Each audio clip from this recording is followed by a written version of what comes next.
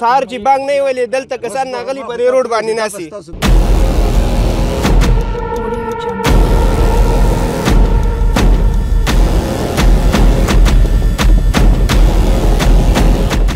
بسم الله الرحمن الرحیم. السلام علیکم ګرانو کتونکو. دا ټایم موږ په کوټه کې موجود یو چېرته چې د سهار نه راهیسته دا دویمه پیره ده چې احتجاج کې یو خلک روډ باندې احتجاج وجه دا ده چې دلته کې یو خو مهنګایي خلک ستاو کړی دی، نو هغه یو متل دی وایي چې تنګ شي نو په جنګ شي،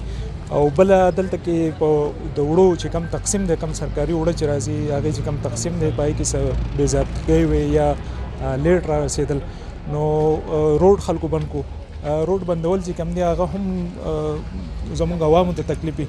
ایسي صاحب چې کم دی هغه سهار هم راغلی، اوس بیا راغی. د دوی موقف اخلو چې یاره دا خلک یې په څه کنوینس کو او وجه څه جوړه شوه. جی ایسي صاحب. بسم الله الرحمن الرحیم. ډېره مننه چې تاسو راغلی. دا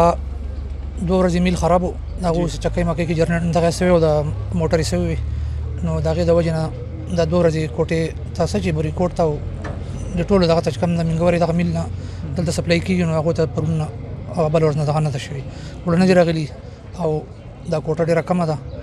د خلکو پې لږه کار نه کېږي، خلک ګڼ دی او کوټه کمه ده. 130 روړې پر یونین کونسل دا مونږ دغه کړي دي په ټول بریکوټ تحصیل کې چې دی، نو 5 یونین کونسلې دي، موږ 15 ډیلران دغې دپاره د مخکې نه را روان دي، بس هغوی دغه وړه راوړي او خلکو باندې تقسیموي، چونکې 2 ورځې وړه نه راغلي، دغې وجه نه دی خلکو وړه کې بس شکوک شبهات راغلي چې راغلي وړه ولې دغه نه دي، نو چونکې میل خراب و بېګانې دغه کړی دی، او انشاءالله دا 110 بورې راولېږلې، او نور دوی ته مو وویل څونه کسان چې دي پاتې شوي دي، خلک ګڼ دي که نه، دا 2-3 ورځې وړو ته نه دي میلاو شوي. موږ چې راټول نومونه ولیکئ، سبا له زه کوشش کوم چې فوډ کنټرولر سره خبرې وکړم چې موږ له د کوټې د پاسه زیات وړه راولېږي، خلک موږ په دغې مطمئن کړه چې انشاءالله دا کوم چې خلک پاتې شوي دي نو د هغو لیسټونه به ما ته اوس راشي، کسان پکې ما مقرر کړه، هغوی به نومونه ولیکي، ما ته به راولېږي، او دغې دپاره انشاءالله اضافي وړه به موږ دغه کوم. زه به ریکویسټ کوم چې لږ زیات راشي او د خلکو ته ورسي، چې د خلکو د محرومي او دغه ختم شي. ایسي صاحب خلک تنګ شوی دی، ګراني ده، مهنګایي ده، هر سړی داسې دی چې د خولې له راغلی دی، په هغې کې چې بیا چې کوم دی دغسې دا قسمه دغه پکې راشي، نو ظاهره خبره ده چې بیا به خلک روډونو ته راوځي، روډونه به بندوي، خو روډ بندول چې کوم دی هغه هم مسله جوړوي، چونکې بیا به دغه کې مریضان راځي، زنانې وړی پکې، څه میسج څه پیغام به ورکوي؟ نو زه خو به دا ویم چونکې مهنګایي او د څه حالت چې دي نو خو د ټول ملک مسله ده، یوازې بریکوټ کې یا کوټه کې نه ده که نه، صحیح ده، بره نه ریټونه د هر څیز مطلب دا دی چې ورسته ورځه هغې کې مسلې راځي، نو خلکو ته زما دا پیغام دی، روډ بندول د دې مسلو حل نه دی. زما دفتر شته انشاءالله چې دونه څه بالا افسرانو باندې مې یقین شته چې راته مونږ خبره به ونه غورځوي، د دوی څه جایز ریکویسټ وي دغې مونږ هر ټایم کړی 19 میاشتې زما دلته ټرینر وشو، څوک دا نه شي ویلی چې د ایسي صاحب د یو پلان کې کار کړی دی او د پلان کې نه دی کړی. مونږ د دې علاقې خدمت ښه په اخلاص وکړو، مخې ته به م انشاءالله کوو څو پورې دلته زمونږ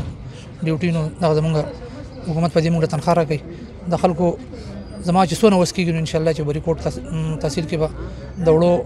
یا د بل څه مسله نه راځي. دا لږ مس انډرسټینډینګ دا شی و چې میل خراب و، دا 2 ورځې وړه نه ورغلي، نو خلک په شک کې و چې یاره ولې چې کوم دی دغه رانله، نو سبا دپاره ته کوشش کوم چې اضافي 100 څونه کې دي 200 کې دي چې دغه تروړې پکې وغواړو، صحیح ده، دا کمې د پاتې ورځو دغه چې دي کوټه خو د هغو سره پاتې کړو، نو انشاءالله چې هغه وړه پکې راوغواړو او د خلکو دغه ختم کړو. د نه علاوه چې دی نو خلکو ته زما دا پیغام دی چې پوره مندې اوسي، صحیح ده، په خبرو په دغه باندې چې مسلې حل شي نو هغه ډېرې دیر پوي، ډېرې دغه احتجاج کول، روډ بندول دي کې خدای مکه چاته امبولانس کې مریضي یا زنانه د ماشومانو بیماري یا نور داسې چې کوم دی، صحیح ده، سیریس مسلې دي چې او هغوی په روډ باندې ایسار شي او څه دغه شي، نو لکه مطلب دغه ښه خبره نه ده، نو پوره مندې اوسي، او د وړو چې دا کومه موجوده انشاءالله دغه ده به سبا نه کېږي. ډېره مننه. بالکل جی اسسټنټ کمشنر بریکوټ منور شاه صاحب چې دی هغوی وایي چې زما دفتر دروازې چې کوم دی هغه کولاو دي، تاسو ته دلته کې تاسو راتلی شئ او خپل چې ستاسو څه مطالبه یا ستاسو څه شکایت وي هغه تاسو ما ته راوړی شئ. دا ټایم زموږ سره د ویلیج کونسل کوټې ناظم صاحب چیرمن صاحب امیر صاحب بایجان هم ولاړ دی، هغوی سره دوه خبرې کوو. بایجانه خلک شکایت کوي چې به د وړو به د تقسیم کې چې کوم دی دلته کې کوټه خو راشي خو بیا به د تقسیم کې بې ضابطګي ده، د دغې حواله تاسو څه وایي او تاسو چونکې د دې کلي ذمهواري چې کوم دی هغه ستاسو سره ده؟ بسم الله الرحمن الرحیم. ډېره شکریه بزرګ شاه صاحب او د ایسي صاحب هم ډېره شکریه ادا کوم، هغه سره چې کومه عمله راغله هغه هم شکریه ادا کوم. د تقسیمي کار باره کې تاسو خبره وکړه نو دې نه مخکې اوس شپږ اته ورځې ایسي صاحب ته به پته وي چې مونږ دا لیسټونه نومونه ورکړي دي چې دا ځایونه پوینټونه لږ جدا جدا شي چې د هر سړي ته په خپل دلیز باندې چې نو دا وړه شي ځکه چې زما اړه خفه کېږي دلته چې دا قطارونه ولاړي نو دا زما قوم دی زما د قوم خلک ته زویم چې بس دوی ته په دغه باندې میلاو شي په ځای باندې میلاو شي دا زما انشاءالله کوشش هم دی اوس د ایسي صاحب سره اوس ځو کینو سره یو طریقه کار ولا جوړوي انشاءالله او د خلکو ته زما دا ریکوست دغه شان امن باندې زموږ د کیر ډیر خلک ته جی چرته دي سي دغه نه کوي خو نه بیا سره تنگ شو نو بس دوی ته مې هو ریکوست چې تاسو امن وسی او انشاءالله د الله نه امید ده چې موږ به تاسو له چې نو په خپل کور باندې انشاءالله دا سہولت درکو که خیر ډیره مننه جی کتونکو تاسو کته چې د کوټې چې کوم احتجاج او هغه سره ورسېدو دلته کې اسسټنټ کمشنر بری کوټ ویلیج کونسل ناظم چې کوم د مرزا باچا او دغه سره پولیس چې کوم زموږ ډپارټمنټ دی هغه هم راغله او دوی سره مذاکرات وکړه د ایسي صاحب د وینا تر مخه چې د خلکو چې کوم دغه وړه کم شي هغه به دوی ته سبا په کوټه کې سیوا هم میلاو شي بایجان وایي چې د دوی سره به کینو او دغه د تقسیم چې کم طریقه ده